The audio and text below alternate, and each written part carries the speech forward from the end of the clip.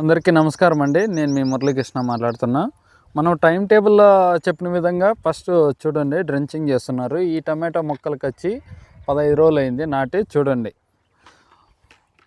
ఒలింప్లెక్సీ, అదేవిధంగా Ridomil gold, ఇసాబీను 3 కలుపుకునేసి drenching చేస్తున్నారు. చూడండి ఏ విధంగా డ్రెంచింగ్ చేస్తారు అనేది ఇప్పుడు మనం చూసుకున్నట్లయితే చూడండి టీ గ్లాస్ అంతా డ్రెంచింగ్ చేస్తున్నారు.